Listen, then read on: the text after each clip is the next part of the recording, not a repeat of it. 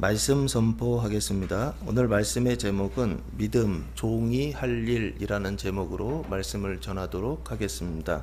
오늘은 성령 강림 후 17주 이육구원 교회 강림에 관한 말씀입니다.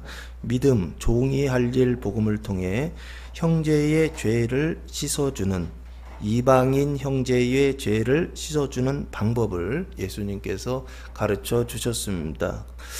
곧 무엇을 말하는 것이냐면 그 바다를 구원하는 방법이 무엇인지를 예수님께서 가르쳐 주셨습니다. 5절 말씀부터 보시면 사도들이 주께 여짜오되 우리에게 믿음을 도하소서 하니라고 말씀을 하고 있습니다. 믿음을 더하여 달라. 믿음을 더 달라는 것입니다. 근데 왜 이런 요청을 했느냐 하면 바로 앞에 오늘 본문 누가복음 17장 3절 말씀에 보시면 누가복음 17장 3절 말씀에 보시면 예수님께서 이렇게 명령하십니다. 너희는 스스로 조심하라. 만일 내 형제가 죄를 범하거든 경고하고 회개하거든 용서하라. 이게 용서하라고 말씀하시죠. 형제가 죄를 범하였을 때 용서하라 라고 말씀하셨어요. 근데 몇 번을 용서해야 되느냐 했을 때 4절 보시면 만일 하루에 7번이라도 내게 죄를 짓고 7번 내게 돌아와 내가 회개하노라 하거든 7번 죄를 짓고 7번 회개해요. 언제? 하루에. 이런 형제가 있다는 것입니다. 그러면 그 형제를 어떻게 해야 되느냐? 너는 용서하라 하시더라 라고 예수님 말씀하고 있어요. 그래서 예수님께서 제자들에게 지금 말씀하신 것이고 이건 명령이시죠. 예수님께서 그렇게 용서해야 된다라고 명령하시고 계시는 것입니다. 그래서 지금 사도들이 주께 여짜오되 우리에게 믿음을 도하소서 하니라고 하는 것은 왜 믿음을 더해달라라고 했느냐면 형제를 용서해야 되는데 이런 용서할 수 있는 믿음이 있다 없다? 없어요. 그래서 이 믿음을 더해달라라고 예수님께 요청하고 간청하고 있는 것입니다. 특별히 요 5절에 오늘 본문 5절 사도들이라고 되어 있죠. 사도라고 하는 것은 아포스톨로스라고 하는 단어를 사용했는데 뜻은 사절, 사도, 사신, 사자라는 뜻입니다. 그런데 그 사자이다 보니까 한국말로 좀 풀어보면 보냄을 받은 자라고 하는 뜻을 가지고 있어요. 이 보냄을 받은 자를 사도들이라고 하는데 보통 사도, 제자, 형제 뭐 이런 표현들이 성경에 나오거든요. 근데 이게 잘 뭔지 구별이 안 돼요. 그래서 오늘은 사도가 뭔지, 사도의 조건이 뭔지를 조금 풀어드리겠습니다. 사도행전 1장 21절 말씀해 보시면 사도의 조건이 이렇게 나와 있습니다. 12명의 제자들 중에 한 명이 이제 없어졌죠. 가룟 유다가 자살을 했습니다. 그래서 없어져서 그 한 명을 채우기 위해서 12명의 사도를 맞추기 위해서 한 명을 추천해서 채우는데 그때 사도행전 1장 21절 이러함으로 요한의 세례로부터 우리 가운데서 올려져 가신 날까지 올려져 가셨다라고 하는 것은 승천하신 날을 말하는 것입니다. 주 예수께서 우리 가운데 출입하실 때에 항상 우리와 함께 다니던 사람 중에 하나를 세워 우리와 더불어 그러니까 지금 사도의 조건은 뭐냐면 세례 요한 때부터죠. 그 세례 요한 때부터 예수님 부활하시고 승천하실 때까지 어떻게 한 사람? 함께 한 사람이죠. 함께 출입을 같이 한 사람, 동행한 사람, 이게 사도의 조건이에요. 그렇죠? 그리고 그 사도가 해야 될 일이 뭐냐면 우리와 더불어 예수께서 부활하심을 증언할 사람이 되게 하여야 하리라. 이게 해야 될 일이죠. 그러니까 사도의 조건은 함께 세례 요한 때부터 예수님 승천하실 때까지 그 모든 걸 다 경험한 사람이어야 돼요. 그리고 두 번째는 뭐를 증언해야 되느냐면 예수의 부활을 목격하고 그 예수의 부활을 증언할 사람, 이 사람이 지금 12번째 사도의 조건이었다라고 하는 것입니다. 그래서 사도라고 하는 건 뭐냐라고 했을 때 이 모든 체험이 있어야 돼요. 세례 요한 때부터 어디까지? 예수님 승천하실 때까지의 체험이 있어야 돼요. 그리고 또 하나는 무엇을요? 예수의 부활을 목격하고 그래서 그것을 뭐 할 수 있는? 증언할 수 있는 사람. 이 사람이 바로 뭐냐면 사도의 조건이다 라고 지금 말하고 있어요. 지금 사도들이 주께 여짜오되 말씀하고 있잖아요. 이게 지금 17장 오늘 본문 17장 1절 말씀에는 사도라고 얘기를 하지 않아요. 사도행 누가복음 17장 1절 보시면 예수께서 제자들에게 이르시되, 제자들에게 말씀하시죠. 그렇죠? 제자들에게 말씀하시는데 지금 5절에는 사도들이 주께 여짜오되 하면서 제자와 사도를 구분하고 있죠. 그러면 이게 같으면서 다르다라고 보셔야 됩니다. 그 제자들 안에 누가 들어가요? 사도들도 들어갑니다. 그러나 이 제자는 12제자들만을 제자라고 하는 것이 아니라 예수를 따르고 있었던 많은 제자들이 있었다라고 말씀을 드렸죠. 그래서 그 제자들을 이 누가복음에서는 12명의 제자만 제자가 아니고 12명 제자 외에 예수를 따르고 있었던 제자들이 많이 있었다 그래요. 그 제자들을 지금 제자들이라 표현하고 있고 특별히 12명의 제자들은 사도들이다라고 그렇게 말씀하고 있다라고 보시면 좋을 것 같습니다. 그래서 사도들이 주께 여짜오되라고 말씀하고 있어요. 사도들이 누구에게 말하고 있죠? 주께라고 돼 있죠. 보통 이 주라고 하는 단어는 퀴리오스라고 하는 단어를 사용했는데 뜻은 권위에 있어 최고 통치자, 왕, 주인이라고 하는 뜻입니다. 주라고 하는 단어는 언제 사용하느냐면 하나님이라고 하는 단어를 사용할 때, 지칭할 때, 하나님을 지칭할 때 퀴리오스, 주 여호와, 주 하나님 이렇게 표현을 하거든요. 주 예수 그리스도 할 때 주자는 하나님을 지칭할 때 주자를 사용해요. 근데 여기 제자들의 명칭도 사도라 호칭하고 있고 예수님의 그 호칭도 지금 주라라고 그렇게 칭하고 있죠. 예수라라고 얘기하지 않고 주라고 아예 이렇게 명시를 해버렸어요. 이유가 있다라고 하는 것입니다. 지금 이 관계는 오늘 본문의 17장 5절에서 10절까지의 이 관계는 누구와 누구 관계 속에서 말씀하시냐면 사도와 주님의 그 관계 속에서 명령하고 계시다라고 하는 것입니다. 그래서 사도들이 주께 여짜오되 말을 했는데 무엇을 요청했느냐? 우리에게 믿음을 도와소서라고 말씀하고 있어요. 이 믿음은 3절에 형제의 죄를 용서하는 믿음이요 4절에 7번이라도 용서하는 믿음, 그 믿음을 도와여 달라라고 예수님께 요청하고 있습니다. 그러면 이 형제의 죄는 뭘까요? 바로 앞에 17장 1절 2절 말씀해 보시면 예수께서 그들의 제자들에게 이르시되 실족하게 하는 것이 없을 수는 없으나 그렇게 하는 자에게는 화로다. 이게 실족하는 죄예요. 그래서 2절 그가 이 작은 자 중에 하나를 실족하게 할진대 차라리 연자맷돌이 그 목에 매여 바다에 던져지는 것이 나으니라 라고 말씀하고 있어요. 그만큼 큰 죄다라는 것이죠. 목에 연자맷돌을 메고 바다에 빠뜨려지는 것보다도 더 큰 죄, 그 죄가 뭐냐면 형제, 즉히 작은 자를 실족해 하는 죄다라고 예수님 가르쳐 주셨어요. 지금 여기 형제들의 죄는 뭐냐면 실족해 하는 죄예요. 실족하다라고 하는 것은 뭡니까? 그 하나님으로부터 그 말씀으로부터 뭐 하는 거예요? 실족, 벗어나는 것을 이야기하는 것입니다.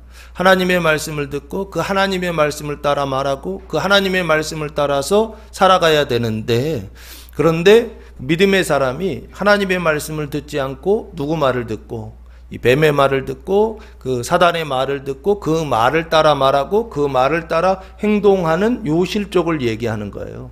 하나님의 말씀을 따라서 열심히 살아가야 되는데 그러지 않고 뱀의 말을 듣고서 그 말을 듣고서 말하고 그 말을 듣고서 행동하게 하는 이런 실족을 형제의 죄다라고 말씀하고 있다라고 하는 것입니다. 보통 죄라고 하는 것은 살인이나 간음이나 도둑질이나 어떤 이런 죄들을 죄라고 우리는 생각하지만 그것도 죄입니다. 근데 근본적인 죄는 뭐냐라고 했을 때 하나님으로부터 벗어나는 것이요 말씀으로부터 떠나는 거, 이게 죄예요, 죄. 그러니까 하나님의 말씀을 들어야 되는데 하나님의 말씀을 듣지 않는 게 죄의 근본적인 거예요. 아담과 하와가 타락할 때 어떻게 타락이 시작됐죠? 뱀의 말을 듣는 것으로부터 타락됐다라고 말씀드리지 않았습니까? 죄의 시작은 누구 말을 듣느냐는 거예요. 누구 말을 듣느냐? 하나님의 말씀을 듣는 아담이 뱀의 말을 듣기 시작했을 때 그때부터 어떻게 됐다? 타락하여 에덴 동산에서 쫓겨났다라고 하는 말씀을 드렸던 겁니다. 죄하면 어렵게 생각하지만 죄는 가장 근본적인 게 뭐냐? 누구 말을 듣느냐라고 하는 것입니다. 여기 형제의 죄를 용서하는 믿음, 그 믿음이 없다는 것입니다. 그러니까 계속 말을 하는데 그 말하는 그것이 형제들이 말을 하는데 형제들이 제자들에게 말을 하는데 무슨 말을 하느냐? 하나님의 말씀을 말해야 되는데 자기 말을 하는 거예요. 사람의 말을 하는 거예요. 그 사람의 말, 자기 말이 뱀의 상태에 있다 그랬죠. 그 죄와 사망의 상태 아직도 해결이 되지 않았잖아요. 그래서 해결되지 않은 사망의 말들을 계속 이렇게 쏟아내니까 그 말을 듣는 그 제자들이 어떻게 해요? 실족하게 되는 거예요. 실족하게. 왜? 하나님의 말씀을 계속 들어야 되는데 뱀의 말을 들으니까 생명이 들어오는 게 아니라 사망이 그 안에 들어온다고요. 마음속에, 몸속에. 그래서 실족한다라고 하는 것입니다. 여기 그래서 우리에게 믿음을 도와소서라고 말씀하고 있어요. 특별히 지금 사도들이 믿음을 더해달라라고 말씀하고 있죠. 그러면 사도들에게 필요한 믿음은 뭘까라고 했을 때 저는 이것이 이 영화의 은총을 위한 믿음이요. 그리고 이것이 노년의 믿음이다 라고 그렇게 설명을 드렸습니다. 영화의 은총을 위한 믿음, 그 원수를 사랑하는 믿음, 그 원수의 죄까지도 용서할 수 있는 그 믿음, 그 믿음을 노년의 믿음, 영화의 은총을 받는 노년의 믿음을 더하여 달라라고 요청하고 기도하고 있는 것을 볼 수가 있습니다. 그때 예수님께서 이 요청에 대하여, 이 간구에 대하여 이렇게 세 가지로 대답을 하십니다. 6절부터 보시면 주께서 이르시되 대답하셨다라고 하는 것입니다. 너희에게 겨자씨 하나일 만한 믿음이 있었더라면 이 뽕나무도록 뿌리가 뽑혀 바다에 심기어라 하였을 것이요 그것이 너희에게 순종하였으리라 라고 말씀하고 있어요. 또 믿음을 더하여 주소서 그러면 그래 내가 믿음을 더하여 줄게 이러면 쉽잖아요. 근데 예수님은 그렇게 안 하세요. 뭐라고 말씀하세요? 믿음을 더해달라, 믿음을 더 달라고 요청을 했더니 뭐라고 예수님 말씀하시냐면 너희에게 겨자씨 하나일 만한 믿음이 있었더라면 이 뽕나무도로 뿌리가 뽑혀 바다에 심기어라 하였을 것이요 그것이 너희에게 순종하였을 것이다 이렇게 대답하셨어요. 이게 무슨 상관이 있죠? 그리고 그 뒤에 7절, 8절, 9절도 앞에 그 믿음을 더하여 주소서의 두 번째 대답이에요. 그리고 마지막 10절이 세 번째 대답인데 이게 무슨 상관이 있느냐고요. 아무런 상관이 없는 것처럼 보여요. 눈으로 볼 때, 논리적으로, 이성적으로 볼 때는요, 이게 아무런 인과관계가 없는 것처럼 보여요. 그런데 이게 자세히 보시면 이런 뜻이 이 안에 들어있어요. 보시면 너희에게 겨자씨 하나일 만한 믿음이 있었더라면 이라고 말씀하세요. 그러면 너희에게 이렇게 쉽게 얘기하면 이거예요. 너희에게 믿음이 있었더라면 이 뽕나무도로 뿌리가 뽑혀 바다에 심기어라는 내용이고 이렇게 말하였을 것이다 라는 거예요. 너희에게 믿음이 있다면 말한다는 거예요. 너희에게 믿음이 있다면 말하였을 것이다 라는 거예요. 그리고 그렇게 말했다고 한다면 그것이 너희에게 순종하였을 것이다 이런 뜻이에요. 이해되십니까? 그러면 너희에게 믿음이 있었더라면 이렇게 말한다 그랬죠. 그러면 내 안에 믿음이 있어요. 상상을 해보세요. 내 안에 믿음이 있어요. 근데 믿음이 있는데 그 믿음을 따라서 말을 했어요. 근데 그 말한 내용이 이거예요. 이 뽕나무도로 뿌리가 뽑혀 바다에 심기어라 라는 게 믿음을 따라 말한 거예요. 그러면 이 말은 누구의 말씀이에요? 내가 말했지만 믿음을 따라 말했으니까 그 믿음은 믿음은 뭐예요? 믿음은 하나님의 말씀을 듣는 거죠. 그 하나님의 말씀을 들어서 그 말씀을 들은 말씀을 따라서 지금 말하는 거죠. 믿음으로 말하는 거죠. 그럼 이 얘기는 내가 말하지만 하나님의 말씀을 들어서 말하는 거니까 이 말씀은 누구의 말씀이에요? 하나님의 말씀이죠. 이해되십니까? 그럼 여기 이 뽕나무도로 뿌리가 뽑혀 바다에 심기어라 라고 말하는 것은 겉으로 눈으로 볼 땐 내가 말하는 거지만 실제로는 누가 말하는 거냐면 나를 통해서 내 안에 계신 믿음, 내 안에 말씀하신 하나님, 그 하나님께서 나를 통해서 말씀하시는 그 말하는 내용이 이것입니다. 그러니까 믿음을 따라 말하니까 순종하지 않던 그것이 이 뽕나무거든요. 그것이 너희에게 순종하였을 것이다 라고 대답하는 것입니다. 내가 말하면 뽕나무가 순종해요? 안 해요? 안 한다 그 뜻이죠. 그런데 믿음으로 말했더니 이 뽕나무가 어떻게 했다는 거예요? 순종했다는 것이요. 그러면 순종하면 그 내용대로 순종하는 것이죠. 하나님이 말씀하신 내용대로 뽕나무가 순종하는 거예요. 근데 요때 중요한 게 있어요. 우리가 생각할 때 이것은 예수님이 그 당시에 옆에 뽕나무가 있었고 그 뽕나무를 보면서 예수님께서 그 뽕나무 보더러 뽑혀서 바다에 심기어라 라고 말하는 것처럼 생각할 수가 있어요. 그렇죠? 근데 실제로 예수님의 시각을 가지고 이걸 봐야 돼요.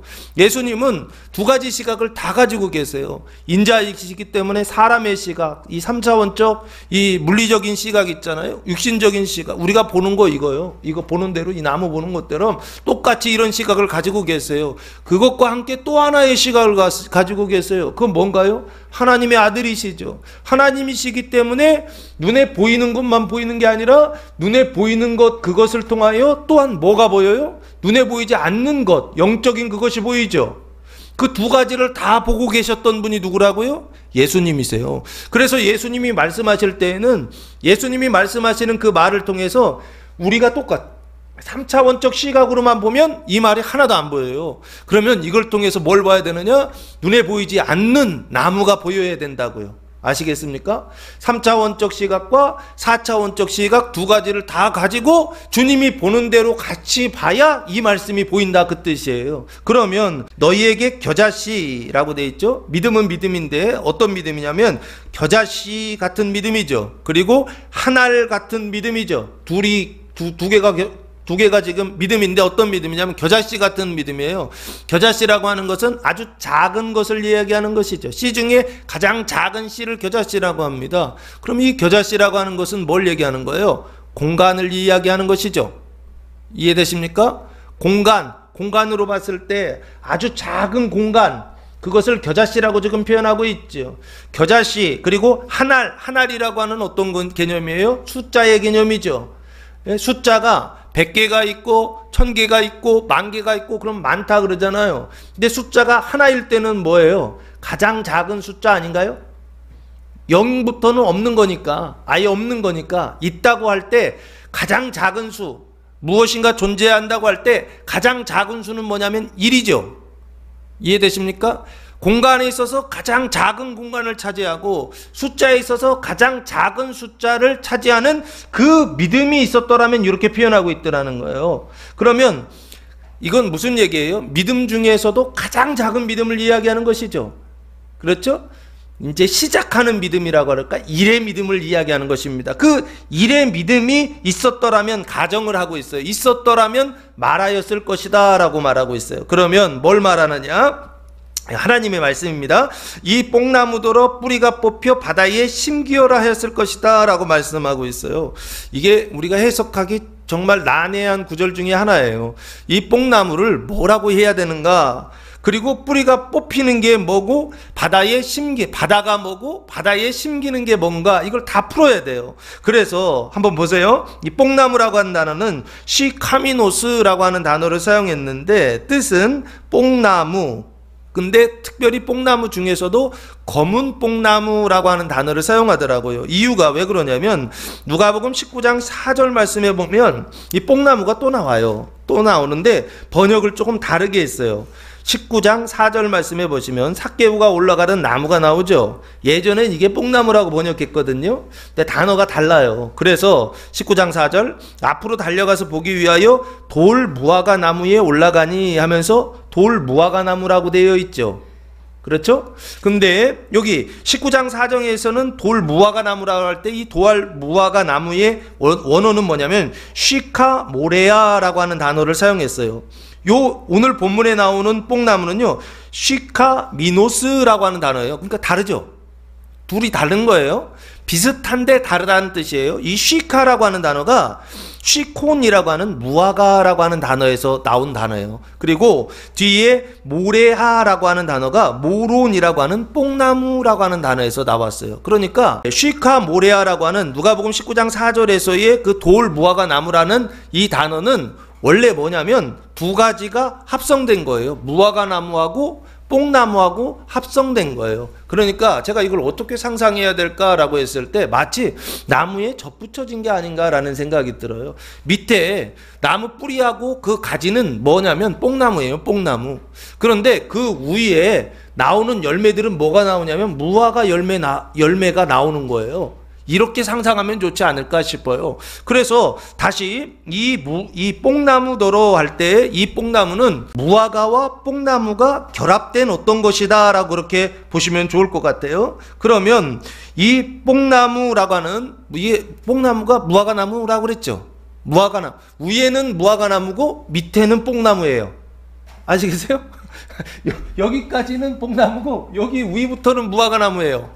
그렇죠? 그럼 겉으로 볼 때는 이게 무슨 나무로 보일까요? 무화과 나무로 보이겠죠? 그래서 이 무화과 나무가 태초에 나오더라고요. 언제? 창세기 3장 말씀에 한번 보시면 창세기 3장 7절 말씀에 보시면 이에 그들의 눈이 밝아져 자기들이 벗은 줄을 알고 무화과 나무 잎을 엮어 치마로 삼았더라 라고 말씀하고 있어요. 자기들이 무화과 나무 잎을 따가지고 그걸 엮어서 치마로 만들어서 입었죠. 나중에 가죽옷을 입혀주시는 건 하나님이 하시는 거고 지금 무화과 나무 잎을 엮어서 옷을 만들어 입고 있죠. 이거 누가 하고 있어요? 아담과 하와가 지금 그러고 있다라고 지금 말씀하고 있죠. 여기 무화과 나무 잎이라고 돼 있는데 잎은 당연히 뭐가 있어요? 무화과 나무가 있어야 되겠죠. 그러면 이 무화과 나무는 지금 어디에 있는 무화과 나무입니까? 에덴 동산에 있는 무화과 나무이죠. 그렇죠? 그렇죠. 그 에덴 동산에는 무화과 나무만 있는 게 아니라 보통 우리가 잘 알고 있는 생명나무와 선악을 알게 하는 나무도 있죠. 그러면 그 에덴 동산에는 그 선악을 알게 하는 나무와 이 생명나무와 선악을 알게 하는 나무 외에 다른 나무들이 있을까 없을까요? 그 나무들이 있더라고요. 2장 창세기 2장 9절 말씀해 보시면 여호와 하나님이 그 땅에서 보기에 아름답고 먹기에 좋은 나무가 나게 하시니 동산 가운데에는 생명나무와 선악을 알게 하는 나무가 또 있더라. 중앙에는 두 나무가 있었던 거예요. 그 중앙 주변에는 다른 나무들이 있겠죠. 그 나무들 중에 무화과 나무가 있었죠. 그래서 그 무화과 나무의 잎이 크니까 그걸 따가지고 어떻게 했다는 거예요? 치마로 삼았다. 그 수치를 가리는 수단으로 삼았다라고 말하고 있죠. 그러면 에덴 동산에 있었던 나무들은 에덴 동산에 나무가 있다는 것은 확인이 됐죠. 에덴 동산에 있었던 나무들은 그 존재들은 어떤 존재들일까요? 에덴 동산에 있었던 들짐승 중에 뱀이 있었죠. 그렇죠? 에덴 동산에 들짐승이 있었죠. 그 들짐승 중에 3장 1절에 보면 뱀이 있었죠. 그 뱀은 말을 해요, 안 해요? 말을 하죠. 그래서 그 뱀을 요한계시록에서는 뭐라고 말씀했습니까? 용이요, 옛 뱀이요, 사단이요, 마귀라고 그랬죠. 그러면 그 뱀은 사단이요, 마귀죠. 사단이요, 마귀라고 하는 것은 물리적인 존재이다, 신적인 존재이다. 눈에 보인다, 눈에 보이지 않는다. 눈에 보이지 않는 존재라고 그랬죠. 그러면 뱀은 말하는데 요 나무들은 말을 할까요, 못할까요? 무슨 얘기인지 아시겠습니까? 에덴 동산에 있었던 존재들은 물리적인 존재가 아니란 뜻이에요. 에덴 동산에 있었던 존재들은 그게 들짐승이건 그게 나무건 강도 4대강이 있죠. 그 4대강 말할까요, 안 할까요?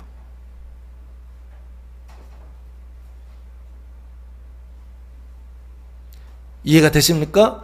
예수님이 보시는 걸 우리도 똑같이 볼 수 있어야 돼요. 예수님의 세계관이 우리의 세계관이 돼야 돼요. 예수님은 눈에 보이는 것과 눈에 보이지 않는 것 두 가지를 다 보고 계시다고요. 근데 우리는 한 가지밖에 안 보여요. 그러니까 해석이 안 되는 거예요.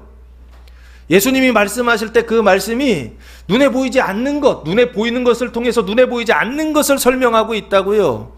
그래서 이 무화과 나무가 나중에는 무엇으로 이름이 바뀌느냐면 그 존재가 어떤 존재로 바뀌냐면 이사야 5장 7절 말씀해 보시면 이런 말씀이 나와요. 무릇 만군의 여호와의 포도원은 이스라엘 족속이요. 포도원이라고 돼 있죠. 포도원이 이스라엘 족속입니다. 그가 기뻐하시는 나무는 유다 사람, 나무가 유다 사람이라고 말하고 있죠. 이해되십니까?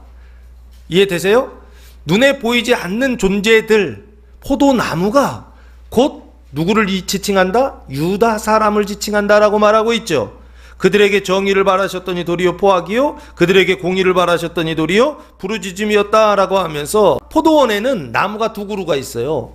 하나는 포도나무이고 또 하나의 나무가 하나 있죠. 무슨 나무입니까? 무화과 나무예요. 그 무화과 나무가 있는데 그러면 포도나무가 유대 사람이라면 무화과 나무는 누구를 얘기하는 겁니까? 북이스라엘 사람들이라고 말할 수 있을까요? 그것을 성경에서는 에브라임 사람들이라고 그렇게 표현합니다. 이해되세요?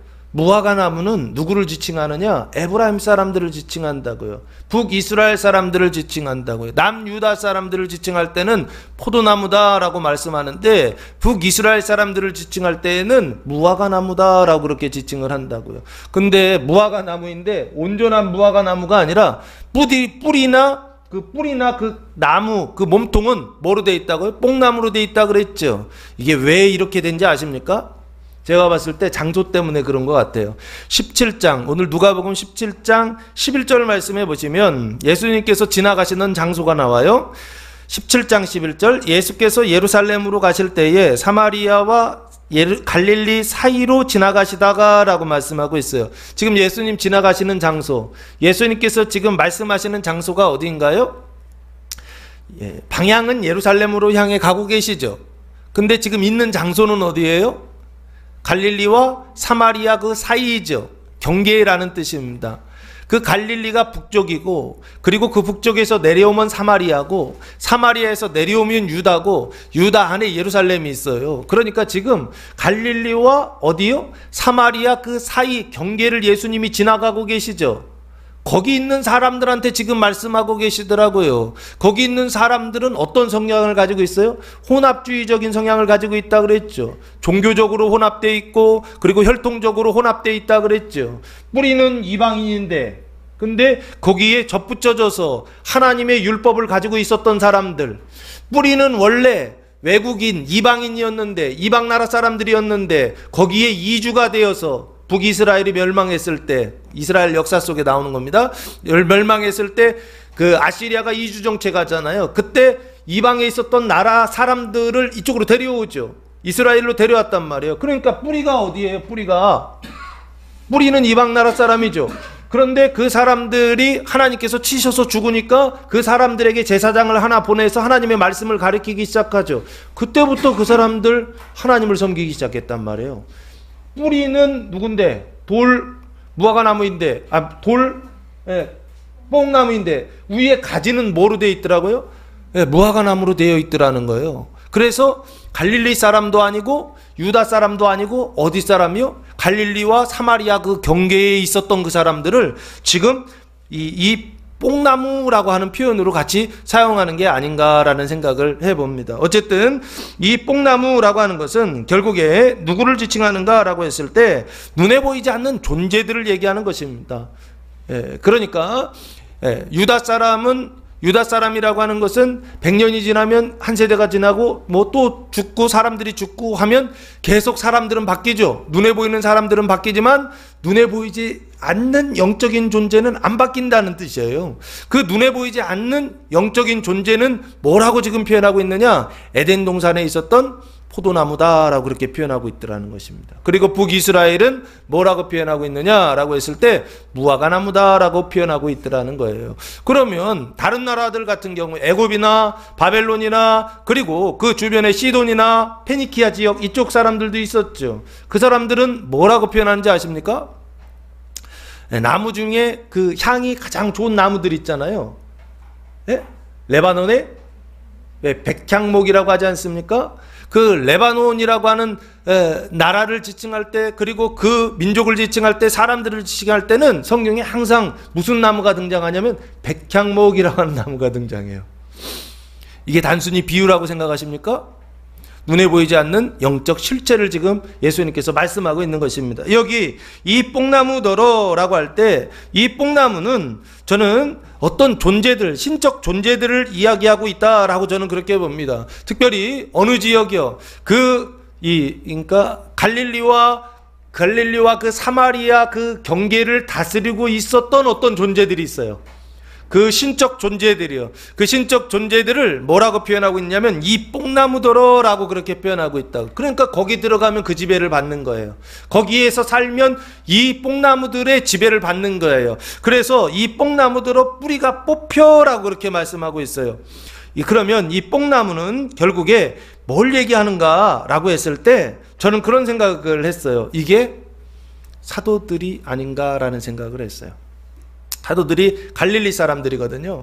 갈릴리 사람들인데 이 갈릴리 사람들이 지금 하지 못하는, 사도들이 지금 하지 못하는 것이 무엇이냐면 용서하지 못하는, 형제들이 죄를 범하였을 때 그것을 용서하지 못하던 사람을 이야기해요. 근데 그 사람들이, 사도들이 용서하지 못하는 것은 자기가 용서하기 싫어서 용서하지 못하는 것이 아니라 이 지배 아래에 있기 때문에 용서하지 못한다는 거예요. 그러면 이 지배와 이 통치를 벗어나기 위해서는 어떻게 해야 되느냐 라고 했을 때 예수님이 지금 그 얘기를 하시는 거예요. 이 믿음이 있었다고 한다면 이 믿음을 더하여 주소서 라고 그렇게 간청했더니 예수님께서 거기에 대한 대답으로 너희가 이 믿음이 있었더라면 이 뽕나무더러 뿌리가 뽑혀 바다에 심기어라 명령하였을 것이다 라고 말씀하고 있더라는 거예요.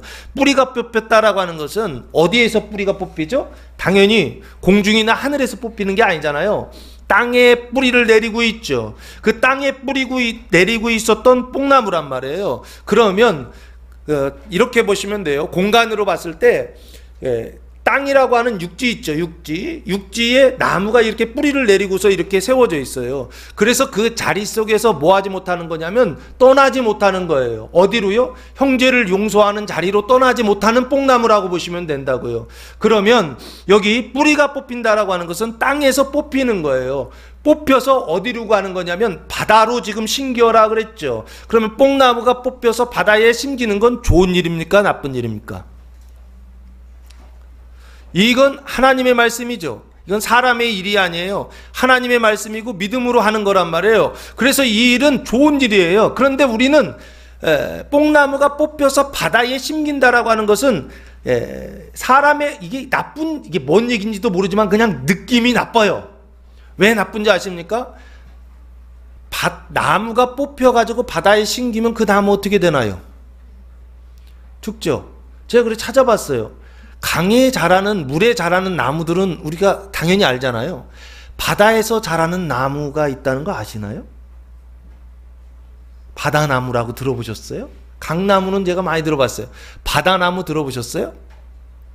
한 번도 못 들어보셨죠? 저도 한 번도 못 들어봤어요. 설교 준비하면서 알았어요. 바다나무가 있더라고요. 바다나무가 있는데 그 바다는 무슨 뭐 대서양 한복판에서 자라는 것들은 다 이제 풀이고, 물속에서 자라는 건 풀이고, 그 바다와 그 강 경계에서 자라는 그 해수 바닷물을 먹으면서도 죽지 않는 나무가 있더라고요. 어디에 있느냐면 맹그로브 나무라고 있더라고요. 맹그로브, 저 처음 들어봤어요. 맹그로브 나무가 있는데 이 나무의 특징은 뭐냐면 열대지방에서만 자란대요. 열대지방에서 자라다 보니까 필리핀 있죠. 이런 지역이 열대지방이더라고요. 그리고 브라질 이쪽들도 그렇고요. 그 지역들 중에서도 어디냐면 강과 바다가 만나는 지역 있죠. 그 바다가 만나다 보니까 그 바다에 염분이 들어오는 거예요. 강에 물도 있지만 염분도 들어와요. 그래서 염분이 너무 세면 또 죽어요. 그런데 강과 바다의 염분이 섞이다 보니까 거기서 살아남은 나무가 있더라고요. 이 맹그로브, 제 이름도 생각이 안 나요. 근데 이 나무의 특징은 뭔지 아십니까? 이 나무가 굉장히 중요한 역할을 한다고 하더라고요. 무슨 역할이냐면 탄소를 저장하는 역할을 한대요. 그러니까 지구에 있는 탄소의 한 30% 이상을 저장하고 있는 나무가 바로 이 맹그로브 나무라고 하더라고요. 자, 어쨌든 이 나무를 제가 말씀드린 건 왜 말씀드렸냐면 이것 때문에 말씀드렸던 거예요. 땅에 있었던 나무는 절대로 바다에 들어가서 살 수가 없다고요. 그런데 바다에 들어가서 사는 나무가 자연계에도 있더라고요. 근데 이 나무는 바다 완전히 한가운데 가서 사는 건 아니고 바다와 육지 그 경계에서 살아요. 그 나무가 맹그로브 나무가 있더라고요. 다른 나무들은 바닷속 한참 들어가서 사는 나무는 없어요. 풀은 있더라고요. 풀들은 살아요. 풀들은 사는데 너무 깊이 들어가면 아마 거기도 없겠죠. 햇빛이 들어가는 아마 광합성이나 뭐 이런 것들이 되는 그런 데에서는 풀들도 물속에서 자라더라고요. 그런데 어떤 해초 같은 것이죠. 나무는 자라질 않더라고요. 이 나무는 바다와 육지 그 경계에서만 자라는 나무더라고요. 뿌리가 뽑혀서 바다에 심겨라 했을 때 이것은 무조건 나쁜 일이 아니더라 그 얘기를 하고 싶었던 거예요. 심기면 죽는다 그 얘기를 하고 싶었던 게 아니에요. 심기더라도 죽지 않는 나무가 있더라 이 얘기를 하고 싶어서 이 나무 얘기를 하는 것입니다. 그래서 뿌리가 뽑힌다라고 하는 것은 뭐냐라고 했을 때 이 뽕나무들은 형제 사랑하는 것, 특별히 형제 사랑하는 것들은 지금 되고 있어요. 육지에서 사랑을 실천하는 일들은 되고 있어요. 땅에서 그 몸을 구원하는 일들은 되고 있어요. 그런데 뭐가 안 되는 사람들이냐, 안 되는 나무들이냐면 형제를, 이웃을, 여기서 형제는 제가 이방인 형제라고 아까 일부러 말씀을 드렸던 겁니다. 이방인의 형제의 죄를 씻어줘야 되는데 그 형제의 죄를 용서해야 되는데 형제, 이방인 형제의 죄를 용서하지 못하는 뽕나무를 이야기하고 있다고요. 그래서 이게 누구냐 했을 때 사도들이다 라고 했던 것입니다. 그 사도들과 같은 신앙의 은총에 있는 사람들, 영화의 은총에 있는 사람들, 바로 우리들이요. 지금 성령 강림 후 10줄, 17줄을 지나가고 있는 우리들에게 예수님께서 말씀하고 있습니다. 너희가 뽕나무라는 거예요. 어디에요? 땅에 육지에 깊이 뿌리 내려서 그래서 형제를 사랑하고 교회 생활하고 신앙 생활하고 이런 것들은 즐거워하고 행복하고 이게 편해하는데 실제로 뭐를 하지 않느냐? 바다에 심기는 것을 꺼리는 뽕나무들이요. 바다에 세상에 나가는 것, 이방인 형제들을 구원하는 그 일에는 뭐하지 못하는, 순종하지 못하는 뽕나무들이요. 이 뽕나무들을 사도들이다 라고 말씀하고 믿음을 더하소서 라고 하는 사도들이다 라고 그렇게 보고 지금 우리에게 보면 이방인 형제들을 구원하지 못하는 우리들, 세상에 나가서 복음을 전하지 못하는 우리들, 세상 속에서 고난받는 것을 두려워하는 우리들을 뽕나무라고 말하는 것이 아닌가라는 생각을 해봤고, 뿌리가 뽑힌다는 것은 마치 뭐와 같으냐면 창세기 12장 1절 말씀해 보시면 하나님께서 뿌리를 뽑으시더라고요. 아브라함을 부르실 때, 소명을 부르실 때 이렇게 말씀하세요. 여호와께서 아브라함에게 이르시되 너는 너의 고향과 친척과 아버지의 집을 떠나 내가 내게 보여줄 땅으로 가라 라고 말씀하세요. 여기 보시면 그 뿌리를 뽑으시죠. 어디에서요? 너의 고향, 친척, 아버지의 집을 떠나라고 말씀하시죠. 거기서 뽑아서 어디로 가라? 내가 내게 보여줄 땅으로 가라. 그 땅이 가나안 땅이잖아요. 하나님께서 뽑아가지고 나무를 뽑아서 옮기시죠. 요걸 지금 뽕나무가 지금 뽑혀서 바다에 심기어라 하는 것과 동일한 하나님의 말씀이다라고 하는 것입니다. 또 한 번 뽑는 것이 있더라고요. 창세기 46장에 보시면 하나님께서 그 야곱이 이름이 이스라엘로 바뀌었죠. 그 이스라엘이 애굽 이주하는 장면이 나옵니다. 그때 하나님께서 이렇게 말씀하세요. 창세기 46장 2절 3절 말씀입니다. 그 밤에 하나님이 이상 중에 이스라엘에게 나타나 이르시되 야곱아 야곱아 하시는지라. 야곱이 이르되 내가 여기 있나이다 하매 하나님이 야곱을 찾아오셔서 부르시죠. 내가 여기 있다 대답하죠. 그때 3절 하나님이 이렇게 말씀하십니다. 하나님이 이르시되 나는 하나님이라 내 아버지의 하나님이니 애굽으로 내려가기를 두려워하지 말라. 내가 거기서 너로 큰 민족을 이루게 하리라 하면서 애굽으로 내려가라 지금 말씀하시는 거죠. 지금 어디에 있어요? 가나안 땅에 있죠. 기근이 너무 심해서 살 수 없었던 지금 가나안 땅, 그 땅을 떠나서 어디로 지금 가라? 애굽 땅으로 가라. 요셉이 총리로 있었던 애굽 땅으로 이주하라라고 하는 것이죠. 땅을 그냥 옮겨버리시죠. 이해되십니까? 가나안 땅에서 어디로 옮기세요? 애굽이라고 하는 나라로 옮기시죠. 이해되세요? 지금 땅 육지에 뿌리를 내리고 있었던 그 뽕나무, 그 무화과나무를 뽑아서 어디로 옮기신다고요? 바다로 옮기시는 것을 지금 애굽으로 옮기신다라고 그렇게 말씀하고 있더라라고 하는 것입니다. 그래서 이따가 조금 이따 한 번 더 찾아드릴 텐데, 바다가 뭐냐? 성경에서 말하는 바다 개념이 있어요. 진짜 눈에 보이는 바다를 이야기할 때도 바다이지만 눈에 보이지 않는 바다가 있다고요. 그 눈에 보이지 않는 바다를 항상 뭐라고 표현하느냐면 비유적으로 이방인들을 표현할 때 바다다 그런단 말이에요. 애굽으로 지금 옮기는 게 바다로 지금 옮기는 거, 뽑아서 옮기는 거 똑같죠. 그리고 한 번 더 있더라고요. 예레미야 25장 말씀해 보시면, 앞에서 창세기에서만 옮겼는데 예레미야 뒤에 보시면 나라를 통째로 옮기시더라고요. 예레미야 25장 11절 말씀해 보시면, 이 모든 땅이 폐허가 되어 놀랄 일이 될 것이며, 이게 이제 남유다를 얘기하는 것입니다. 이 민족들은 70년 동안 바벨론의 왕을 섬기리라 라고 말씀하고 있어요. 그래서 북이스라엘은 이미 722년에 BC 722년에 망했고, 지금 여기는 586년에 BC 586년에 남유다가 망하는 거예요. 누구한테 망하냐면 바벨론에게 망하죠. 망해서 어떻게 되느냐면 70년 동안 포로로 잡혀가서 바벨론 왕을 섬긴다라고 그렇게 돼 있죠.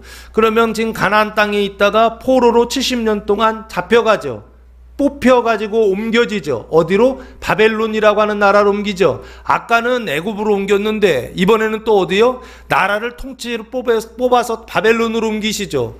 그래서 바벨론이라고 하는 나라를 구원하시는 하나님의 경륜이 예레미야에 기록되어 있습니다. 52장까지의 내용을 보면 영화의 은총을 지금 설명할 때 그 영화의 은총의 핵심은 뭐냐라고 했을 때, 이스라엘을 뽑아서 어디에다 심는다고요? 바벨론이라고 하는 나라에 심어서, 바다에 심어서, 그래서 바벨론을 구원하는, 이스라엘을 구원하고 바벨론을 구원하고 열방을 구원하는 그 일을 하나님께서 계획하시고 그 일을 실행하시더라. 이게 하나님의 경륜입니다. 이게 예레미야에 기록되어 있어요. 예레미야를 볼 때 그게 보이지 않으면 항상 뭐만 보이냐면, 뭐 잘못해서 벌 받았다, 뭐 잘못해서 나라가 망했다, 이거밖에 안 보여요. 하나님의 경륜이 안 보인다고요. 그런데 예레미야는 철저하게 뭘 얘기하느냐? 이스라엘을 망하게 하셨어. 뽕나무를 뽑아서 어떻게 하신다고요? 바다에 심는 일을 지금 하고 계시다고요. 지금 오늘 본문 이 뽕나무들로 뿌리가 뽑힌다라고 하는 게 그거예요. 이스라엘을 뽑아서 애굽으로 하나님께서 심으시고, 이스라엘을 뽑아서 70년 동안 바벨론에다가 심으시는 그 일을 지금 이렇게 말씀하고 있더라는 것입니다. 그래서 땅에서 뿌리가 뽑혀서, 그래서 29장 예레미야 29장 10절 말씀해 보시면,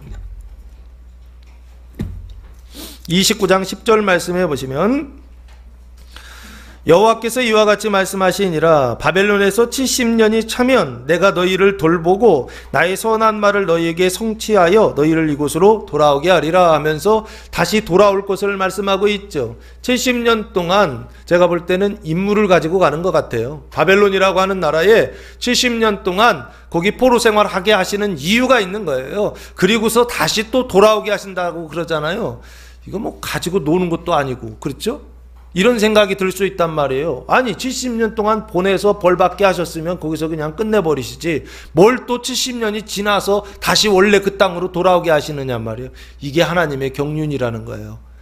하나님이 그렇게 구원하신다는 것입니다. 이방을 구원하실 때 어떻게 구원하시느냐? 뽑아서 심고 심어놨던 걸 다시 또 뽑아서 돌아오게 하시는 그 방식을 통하여 하나님은 열방을 구원하고 이스라엘의 구원을 이루신다, 완성하신다라고 하는 걸 성경이 언약하고 약속하고 있더라라고 하는 것입니다. 그래서 뿌리가 뽑힌다라고 하는 것은 뭘 얘기하느냐? 한 개인이 뿌리가 뽑히고 하나의 민족과 나라가 그냥 뿌리가 뽑아서 어떻게 하시더라고요? 사람들을 구원하고 나라를 구원하는 그 일에 하나님께서 그렇게 하시더라는 거예요. 그래서 이 말씀은 하나님의 말씀이라 했던 것입니다. 너희 안에 믿음이 있으면 이렇게 말할 것이다. 이렇게 말하는 그 내용은 당연히 그러니까 하나님의 말씀이다라는 것이죠. 이게 하나님의 경륜이고 이게 하나님의 핵심이에요. 왜 인생 가운데 살아가면서 하나님께서 계속 뽑아도 옮기시고 뽑아서 옮기시고 뽑아서 옮기시는 고난을 우리의 삶 속에 믿는 자들의 삶 속에 허락하시느냐? 이것 때문에 하신다는 거예요. 하나님이 구원하시는 일들을 이루시기 위하여, 하나님의 그 경륜을 이루시기 위하여 하나님께서 바다를, 오늘은 바다가 구원받는 대상입니다. 바다를 구원하시기 위하여 어떻게 하신다고요? 뽑아서 옮기시더라는 거예요. 누구를요? 믿는 자들을요. 어떤 믿는 자들을요? 거기에 뿌리를 깊이 내려서 가기 싫어하는 믿는 자들이요. 교회 생활하는 것은 재밌어요. 근데 세상에 나가서 복음 전하는 것은 싫어하는 그리스도인들이요. 형제들을 교회 안에서 신앙생활하고 서로 이제 익숙하잖아요. 근데 처음 보는 사람들 만나면서 믿지 않는 사람들 만나면서 복음 전하는 일, 이거 형제들의 그 잘못을 용서하는 이거 잘 못하거든요. 오늘 말에 형제들의 죄를 용서한다 해서 그 형제를 자꾸만 믿음의 형제들인데 이방인 형제들이라고 봐야 됩니다. 영화의 은촉 속에 있는 형제들이라고 봐야 됩니다. 제가 혹시 말을 하다가 실수를 하더라도 그렇게 이해를 하셔야 돼요. 아셨죠? 이방인 형제들입니다. 완전히 믿지 않는 사람들이 구원을 받아서 이방인들에게 복음을 전해서 구원을 받았는데, 근데 이 사람들이 어떤 상태냐라고 했을 때 계속 범죄하는 상태예요. 그러니까 이스라엘 형제들이 구원받는 게 아니라 이방인 형제들이 지금 구원받았다고요. 믿지 않는 형제들이 구원을 받았다고요. 들어왔는데 어떤 상태냐? 말로 실수하고 행동으로 실수하고 교회 안에서 계속 문제가 되는 거예요. 그럴 수 있죠? 이해되십니까? 그래서 바다의 신기어라 할 때 이 바다라고 하는 것은 달라사라고 하는 단어를 사용했는데, 바다가 뭐냐라고 했을 때 이사야 23장 11절 말씀해 보시면, 이사야 23장 11절 말씀해 보시면,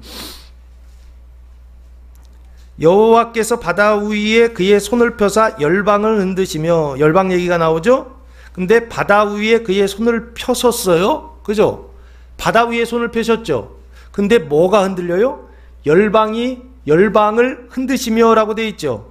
여호와께서 가나안에 대하여 명령을 내려 견고한 성들을 무너뜨리게 하시고 라고 말씀하고 있어요. 여기 보시면 바다 위에다가 손을 얹었는데 열방이 지금 어떻게 해요? 흔들렸다라고 말씀하고 있죠. 바다와 열방을 뭐 하고 있어요? 동일시하고 있다라고 하는 것을 볼 수가 있어요. 그리고 또 하나 24장 15절 말씀해 보시면, 24장 15절 말씀해 보시면, 그러므로 너희가 동방에서 여호와를 영화롭게 하며 바다 모든 섬에서 이스라엘의 하나님 여호와의 이름을 영화롭게 할 것이다 라고 말씀하고 있어요. 여기 보시면 동방에서 라고 말씀하고 있죠. 동쪽이거든요. 동방에서 여호와를 영화롭게 하며, 이스라엘에 있어서 동쪽이면 아시아 사람들을 얘기하는 것입니다. 그 사람들은 이스라엘 입장에서 봤을 땐 이방인들을 얘기해요. 그 동방에서 여호와를 영화롭게 하며 바다 모든 섬에서 이스라엘의 하나님 여호와의 이름을 영화롭게 할 것이다. 여기 바다 모든 섬이라고 되어 있죠. 이 바다 모든 섬이 동방을 얘기하고 이방인들을 이야기하는 것입니다. 그래서 결국에 어떻게 해요? 영화롭게 한다라고 하는 것은 그 사람들이 예수 믿고 구원받아서 하나님께 영광을 돌린다. 하나님의 빛을 반짝반짝 빛나게 될 것이다 라고 하는 것을 이사야 선지자를 통하여 하나님께서 예언하고 있더라라고 하는 것입니다. 그래서 바다는 곧 뭘 얘기하느냐? 동방을 얘기하고, 바다는 곧 뭘 얘기하느냐? 열방을 얘기하고, 바다는 곧 누굴 얘기하느냐? 이방인들을 얘기할 때 바다, 섬 이런 표현들을 성경에서 계속 사용하더라라고 하는 것입니다. 그래서 요한계시록 21장 1절 말씀해 보시면 바다가 한 번 더 나오죠.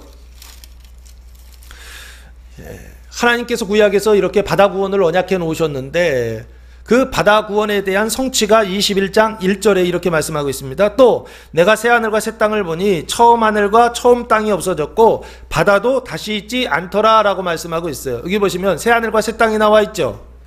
새 바다 나왔어요? 안 났어요? 안 나와 있죠. 근데 바다가 어떤 상태예요? 옛 바다는 없는 상태이죠. 이해되세요? 새 하늘과 새 땅은 됐는데 바다가 옛 바다가 없어요.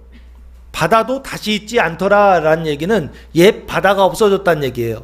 그러면 그 옛 바다는 어떤 상태예요? 사망의 바다이거든요. 사망의 바다는 없어. 그런데 생명의 바다는 아직 안 나왔어요. 요 상태를 지금 새바다라고 하는 표현이 안 나오게 이렇게 기록해 있더라고요. 근데 이게 새바다가 되는 언약이 앞에 에스겔서에 있었죠. 그게 어디에 나옵니까? 에스겔서 47장 8절 말씀해 보시면 하나님께서 새 하늘과 새 땅과 새 바다까지의 언약을 이렇게 하고 계세요. 에스겔서 47장 8절 말씀인데요. 성전에서 물이 나오죠. 흘러 어디까지 가느냐. 8절 그가 내게 이르시되 이 물이 동쪽으로 향하여 흘러 아라바로 내려가서, 아라바라고 돼 있죠. 사우디아라비아 생각하시면 됩니다. 아라바로 내려가서 바다에 이르리니 이 흘러 내리는 물로 그 바다의 물이 살아나리라 라고 말씀하고 있어요. 성전에서 나오는 그 생명의 물이 어디까지 흘러간다고요? 바다까지 흘러간다고 언약하고 있죠. 그래서 바다가 살아난다는 얘기는 바다가 이전에 어떤 상태에 있었다는 거예요? 죽어 있었던 얘기죠. 그 사망의 바다가 생명의 바다로 변화될 것을 지금 에스겔 선지자를 통해서 언약하고 있다고요. 그러면 바다가 뭐가 되느냐면 옛 바다가 새 바다가 되는 것이죠. 새 하늘과 새 땅만 우리 생각하잖아요. 아니에요. 요한계시록의 당면한 과제는 새 하늘과 새 땅 되는 게 당면한 과제였어요. 새 땅 되는 게 당면한 과제였다고요. 그러나 그 다음 과제가 있죠. 새 바다가 되는 과제예요. 그 새 바다가 되는 과제는 요한계시록에 안 나와 있어요. 그래서 에스겔서의 47장에 나와 있는 이 언약은 요한계시록에 생략되어 있어요. 왜? 당면한 과제가 아니라 그래요. 몸 구원하는 게, 형제 구원하는 게 먼저인 것 같아요. 이웃 구원하는 내용은 어디에 나와 있느냐? 구약에 언약되어 있어요. 엄밀히 보면 제가 지금까지 보기로는 신약에 바다 구원에 대한 성취에 대한 내용들이, 바다 구원에 대한 내용들이 요한계시록에 나와 있을까 제가 계속 찾아보거든요. 바다 구원에 대한 내용은 안 나와 있어요. 바다가 사망 상태에 있었을 때 그 사망을 심판하는 내용까지는 나와 있어요. 그러나 그 바다 안에 생명이 들어가는 내용까지는, 생명이 흘러가는 내용까지는 없어요. 요한계시록에 볼 때, 제가 볼 때는 그렇습니다. 어쨌든 옛 바다가 사라진 것까지는 맞습니다. 그러나 새 바다가 되지는 못했어요. 그래서 오늘 본문 바다에 심겨라 라고 하는 것은 결국에 뭘 얘기하느냐 했을 때 이방인들을 얘기하는 것입니다. 이방인들의 구원을 이야기하는 것입니다. 그 이방인들의 구원을 위하여 뭐가 필요하느냐? 믿음이 필요해요.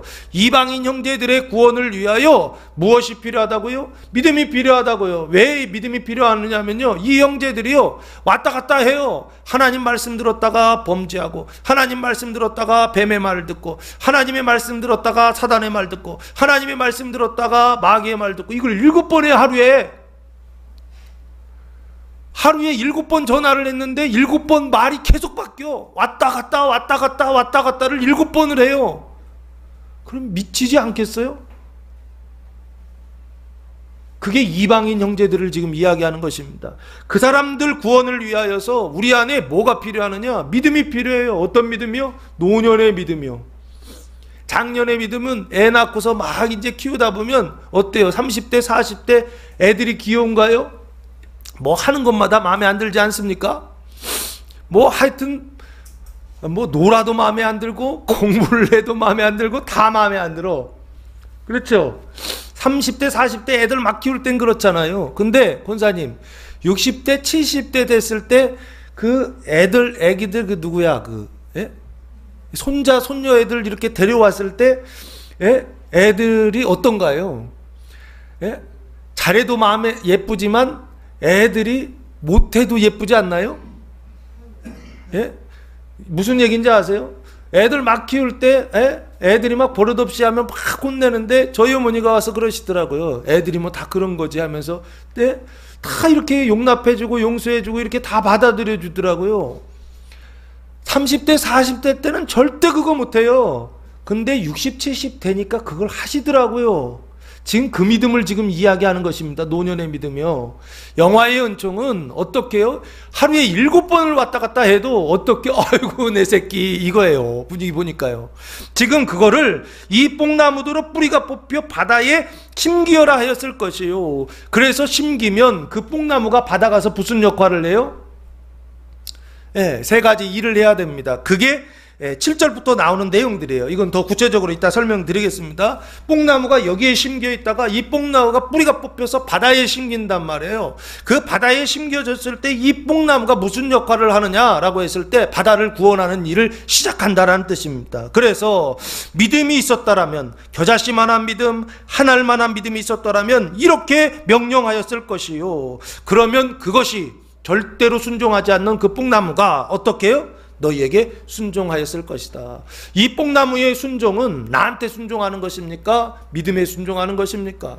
내 말에 순종하는 것입니까? 하나님의 말씀에 순종하는 것입니까? 하나님의 말씀에 순종한다는 것입니다. 뽕나무가 뽑혀서 어디까지요?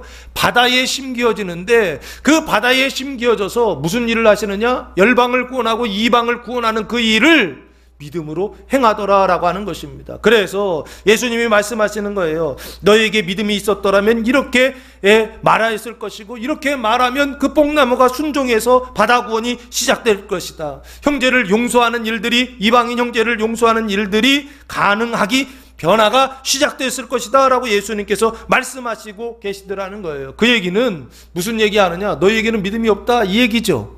그럼 믿음이 없다 이거 질책하거나 비판하거나 책망하시려고 이 얘기 하시는 건가요? 아니에요. 이 얘기를 하시는 이유는 뭐예요? 예수님이 앞에서 1절, 2절, 3절, 4절 이미 형제를 용서하라고 말씀하셨잖아요. 그 말씀을 들었죠. 그 말씀을 들었으니까 이 안에 그 말씀을 어떻게 해요? 믿음으로 받으라는 거예요. 받아서 어떻게 하라고요? 믿음을 따라서 말하라는 거예요. 말씀을 따라, 하나님의 말씀을 따라서 말하라는 거예요. 하나님의 말씀을 따라 말하는데 좀 세게 말하죠. 명령하라는 것입니다. 선포하라는 것입니다. 그러면 너희의 조건으로, 너희의 능력으로 어떻게 해요?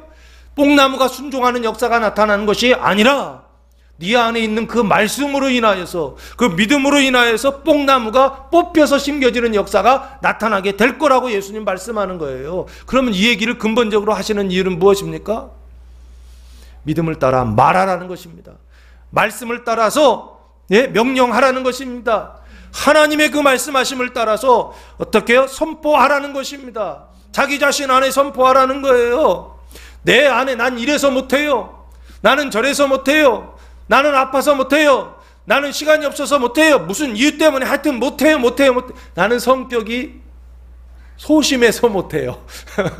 여러 가지 이유들 때문에 못해요 할 때 어떻게 해요? 주님의 말씀을 따라 나는 절대로 이런 사람 용서를 못합니다. 주님, 제가 원래 그렇게 되어 먹은 사람입니다. 주님, 나는 절대 그렇게 해본 적도 없고 그렇게 할 수도 없습니다. 절대 저런 사람들 저는 용서를 못합니다. 주님, 이렇게 말하는 건 뱀을 따라 말하는 것이고 자기 생각을 따라 말하는 거라고요. 주님의 말씀이요, 예수님의 말씀이요, 하나님의 그 말씀을 따라 말하시라고요. 선포하시라고요. 명령하시라고요. 뽕나무가 뽑혀서 옮겨지는 순종의 역사가, 믿음의 역사가 여러분의 삶 속에 나타나게 될 것입니다. 그걸 예수님 말씀하고 있는 것입니다. 담대하게 명령하라는 것입니다. 주님의 말씀을 따라서 말하라는 것입니다. 그러면 이런 역사, 믿음의 역사들이 나타나게 될 것이다라고 예수님께서 가르쳐주고 있는 것입니다. 말하시기 바랍니다. 명령하시기 바랍니다. 선포하시기 바랍니다. 이게 첫 번째, 바다가 구원받는, 이방 형제들이 구원받는 첫 번째 방법이다라는 것입니다. 두 번째는 그렇게 해서 이제 이게 됐어요. 뿌리가 뽑혀가지고서 옮겨졌어요. 옮겨진 지에 그 나무가 하는 일이 세 가지가 있어요. 그게 7절부터입니다. 너희 중 누구에게 밭을 갈거나 양을 치거나 하는 종이 있어 밭에서 돌아오면 그대로 곧 와 앉아서 먹으라 말할 자가 있느냐라고 말씀하세요. 당연히 없다는 얘기죠. 주인과 종의 관계 속에서 종이 밖에 나가서 밭을 갈거나 양을 치거나 일을 하고 있어요. 그리고 돌아왔어. 밭에서 돌아와. 집으로 돌아오는 거죠. 그 집으로 돌아왔을 때 주인이 종더러 여기 와서 앉아라 하면서, 그리고 먹으라 그렇게 말하는 주인 있을까 없을까요? 당연히 없다, 그 얘기를 하고 계시는 거죠. 그 얘기는, 이 얘기를 하시는 이유가 뭐예요? 너희도 똑같다라는 거예요. 뽑혀서 바다에 가서 일하면 하나님의 경륜에 우리가 순종해가지고 거기 가서 뭐 이 일들을 한다 하면서 그런 마음이 들지 모르겠지만, 실제로 거기 갔을 때 그 뽕나무가 뽑혀서 바다에 심겨졌을 때 그 뽕나무가 경험하는 일들은 뭐냐 했을 때, 바깥일 하고서 돌아왔을 때 아무도 너 챙겨주는 사람 없다, 그 얘기예요. 그럼에도 뭐 하지 마라? 너 안 챙겨줘도 밖에서 열심히 일하고 왔는데 집에 들어왔더니 어떻게 해요? 집안에 빨래는 막 수북히 쌓여있고 어디 싱크대에는 막 설거 먹고 그냥 갖다 놔가지고 하고, 아휴, 그렇지, 그렇죠? 예. 밖에서 열심히 일하고 왔는데 집에 갔더니 뭐 아무것도 안 해놓고서 그러고 있어요. 그러면 밖에서 일하고 돌아온 사람이 어떻겠어요? 뭐 요즘은 뭐 남자고 여자고 하여튼 예? 밖에서 일하고 돌아왔는데 집에 정리가 안 돼 있어. 예? 그럼 어때요? 짜증나지 않으세요? 그것 때문에 화나거나 막 뭐 좀 삐질 수도 있잖아요. 그렇죠? 상처가 되기도 하고 뭐 그럴 수 있단 말이에요. 그렇죠? 그래서 여기 지금 밖에서 밭을 갈거나 그 양을 치고서 돌아왔을 때 그 집에 왔을 때 나를 챙겨주는 사람들이 있어야 되거든요. 내가 집에 와서도 일할 수 없잖아요. 밖에서 일했는데. 그렇죠? 아니 내가 밖에서도 지금 죽으라고 일하고 왔는데 집에 와서도 지금 일하게 생겼어요? 지금 예수님이 지금 그걸 말씀하고 있다고요. 예? 와서 챙겨주는 사람 없다. 그래도 그거 당연한 거다. 그래도 뭐 하지 마라? 삐지지 마라. 그 뜻입니다. 마음 상하지 마라. 지금 그렇게 말씀하고. 그게 누가 하는 일이다? 예, 바다에 심겨진 뽕나무가 해야 되는 일이다 라고 예수님께서 말씀하고 있다고. 밖에서 일하고 안에 들어왔을 때 아무도 챙겨주는 사람 없어요? 그래도 어떻게 해요? 묵묵히 삐지지 말고 묵묵히 그 일을 해내라 라고 하는 것입니다. 그리고 두 번째 일은 뭐냐라고 했을 때 조금 더 7절 조금 더 밭을 갈거나 한다라고 하는 건 농부가 밭을 가는 것이죠. 신앙의 초짜들이 아니에요. 그리고 양을 친다라고 하는 것은 목자가 양을 치는 것이죠. 이해되십니까? 밖에 가서 밭 갈고 신앙적인 밭을 갈고 밖에 나가서 양 치고 돌아온 사람들이란 말이에요. 이 사람들은요. 신앙의 완전히 초짜들 얘기하는 게 아니에요. 바다에 심겨진 사람들 얘기하는 거예요. 바다에 심겨졌는데 어디 일하고 있다고요? 바깥에 일하고 있죠. 바깥에 일하고 돌아왔을 때 아무도 챙겨주지 않는다는 거예요. 그래도 그것 때문에 삐지지 마라. 그러면 어떻게 하라는 거예요? 예, 그것 때문에 야 그러면 나 이제 나도 밖에 나가서 이제 일 안 할 거야. 이러지 마라. 뭐 이런 뜻입니다. 그렇다 하더라도 여전히 바깥에 일 어떻게 하라는 거예요? 바깥의 일 열심히 해라. 열심히 감당하라. 그 뜻이고요. 두 번째 8절 말씀해 보시면 도리어 그더러 그 먹을 것을 준비하고 띠를 띠고 내가 먹고 마시는 동안에 수종 들고 너는 그 후에 먹고 마시라 하지 않겠느냐라고 말씀하고요. 당연히 그렇게 한다는 거죠. 그리고 당연히 그렇게 한다는 게 뭡니까? 도리어 그더러 종이죠. 어떤 종이요?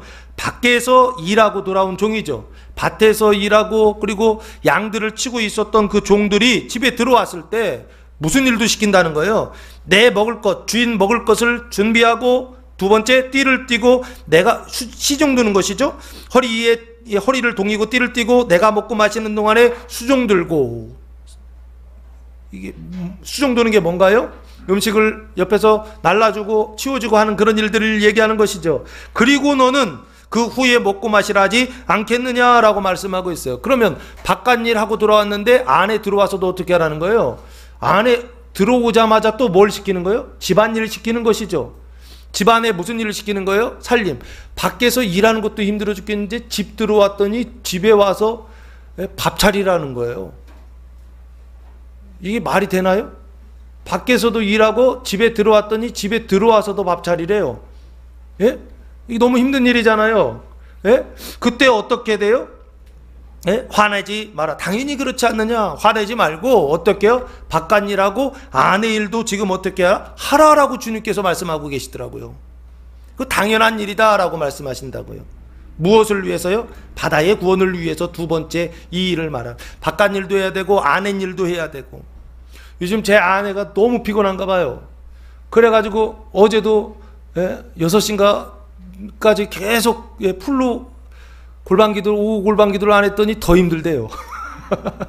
그리고 돌아왔는데 너무 힘들어. 저녁은 못하겠어 그러더라고요. 예 그랬죠. 제가 하겠습니다. 그러고서 저녁을 해드리고 딱 애들하고 다 먹고 제 아내 불러서 다 먹고 치우고 그러고서 본문을 봤더니 이렇게 돼 있더라고요. 내가 잘한 건가? 자, 그래서 바깥일 그리고 8절은 아내 일이죠. 아내 일까지 그렇게 하고 세 번째 9절 말씀해 보시면 명한 대로 하였다고 종에게 감사하겠느냐? 당연히 감사하지 않는다라고 이야기하고 있어요. 무슨 얘기예요? 바다에서 일할 때, 뽕나무들이 바다에서 일할 때 이 세 가지 일을 하게 된다는 거예요. 이게 무슨 일이냐? 이게 주님의 일이고, 이게 믿음의 일이고, 이게 말씀의 일이다라고 하는 거예요. 어떤 상황에서요? 열방을 구원할 때, 그 바다를 구원할 때, 그 죄인들을 구원할 때 해야 되는 그 뽕나무의 일을 이 세 가지로 이렇게 설명하고 있더라라고 하는 것입니다. 절대 감사하지 않는다는 거예요. 당연히 받아야 될 것 받는다라고 생각. 밖에서도 일하고 안에서도 일하고, 그럼 어우 그래 감사해, 고마워 고마워 이렇게 해줘야 되는데 전혀 그러지 않더라는 거예요. 오히려 감사하는 것보다 뭐라고 생각합니까? 예? 마땅히 자기가 받아야 될 걸 받았다고 생각하면서 왜 더 안 해주냐고 아마 승질낼지도 모르겠어요. 와서 그리고 집안일까지 다 하고 났더니 아우 나 다리가 힘들다 하면서 다리 주무르라고 시킬지도 모르겠어요. 예? 감사하는 것이 아니라 주인 다리 주무르라고. 예? 그게 어떤 상태다? 그 바다의 상태다라는 것입니다. 바다의 사람들의 모습이다라고 하는 것입니다. 그때 그 바닷속에 들어가서 뽕나무들은 이렇게 일을 시작하여 이렇게 일을 완수해야 된다라고 하는 것입니다. 이런 일들을 당할 때 그 일들이 당연한 일이다라고 하는 것입니다. 누구를 구원하기 위하여? 열방을 구원하기 위하여 나타나는 당연한 현상이다라고 예수님께서 말씀하고 있어요. 그래서 믿음으로 명령하고, 두 번째는 믿음으로 그 일들을, 믿음의 일들을 완수하고, 이 일이 믿음의 일이에요. 이 일들을 완수하고, 마지막 세 번째 10절 말씀해 보시면 이와 같이 너희도 명령받은 것을 다 행한 후에 이르기를 우리는 무익한 종이라 우리가 하여야 할 일을 한 것뿐이라 할지니라 라고 말씀하고 있어요. 여기 보시면 조건이 뭐냐면 이와 같이 너희도 명령받은 것을 다 행한 후에 라는 거예요. 행한 후에 이르기를 말하라 라는 거예요. 말하는데 이렇게 말하라 라고 하는 것입니다. 그럼 말하는 내용이 뭐예요? 우리는 무익한 종이다 라는 거예요. 아니 이렇게 얘기하고 이렇게 일하고서 무익한 종이라고요? 이렇게 바다에 가서 바깥 일하고, 이렇게 바다에 가서 아랫 일하고, 집안 일하고 이렇게 하고서도 왜 고맙다는 소리 못 들어요? 그런데도 무익하다고요? 예수님 정말 대단하세요. 무익하다라고 하는 것입니다. 우리는 무익하다라는 거예요. 여기서 무익하다라고 하는 것은 아크레이오스라고 하는 단어를 사용했는데 뜻은 쓸모없는 종이다라는 뜻입니다. 아무 쓸데없는 종이다. 아니 이렇게 했는데 아무 쓸데없는 종이라고요? 반대로 얘기하면 우리는 무익하다면 그럼 누가 유익하다는 거예요? 하나님은 유익하시다라는 뜻입니다. 이 얘기는 단순히 우리가 무익하다라는 것보다 우리가 사람이 하는 일이 무익하다라는 뜻으로 받아들이는 게 좋지 않을까 싶어요. 사람이 하는 일들은 다 무익하지만 하나님께서 하시는 일은 어떻다? 유익하다라고. 그래서 제가 얘기하잖아요. 사람의 일은 nothing, 아무것도 아니지만 하나님의 일은 everything, 모든 것이 되신다라고 그런 표현을 드린 적이 있었죠. 그런 개념으로 말하는 것이 아닌가 싶습니다. 그래서 우리는 무익한 종이다. 우리는 아무 쓸데없지만 하나님은 유익하신 분이시죠. 우리가 하여야 할 일을 한 것뿐이다 하면서 우리를 드러내지 않죠. 그냥 우리가 해야 될 일을 한 것뿐이야. 바깥에 일하고 안에 들어와서 집안일하고, 그리고 집안일하고 다 끝나고서도 어떻게 해요? 고맙다는 소리 하나도 못 듣고서도 뭐라고요? 해야 될 일 마땅히 한 것뿐이다 라고 그렇게 말하더라는 것입니다. 그러면 이 얘기는 무슨 얘기예요? 반대로 우리는 무익하지만 하나님은 유익하신 분이요. 이 일들은 마땅히 해야 될 일들이지만 그러나 이 일들을 통하여서 하나님은 어떻게 하시더라요? 구원받지 못할 사람들도, 열방들도, 그 형제들도 구원하시더라 라고 하는 것을 말씀하고 있는 것이 아닌가라는 생각을 해봐요. 그 얘기는 누구에게 영광을 돌리라 라고 하는 것이냐, 자기 자신에게 영광을 돌리는 것이 아니라, 자기 자신을 높이는 것이 아니라 누구를 높여라? 하나님을 높이고 하나님께 영광을 돌리라 라고 하는 것으로 지금 마지막 세 번째, 완수한 후에 그 모든 일들요, 바다에 가서 뽕나무가 그 바다를 구원한 일을 완수한 후에 누구에게 영광을 돌리라? 하나님께 영광을 돌리라 라고 예수님께서 세 번째, 마지막까지 마침표를 찍으신 것이 아닌가 싶습니다. 사랑하는 성도 여러분, 이번 한 주간 그리스도의 몸된 교회가 세상에 강림하는 믿음, 종이 할 일 복음이 선포될 때 그 말씀을 믿고 따름으로 복음과 함께 영화의 고난을 받는 교회와 성도들 일 되시기를 예수님의 이름으로 축원합니다. 기도하겠습니다.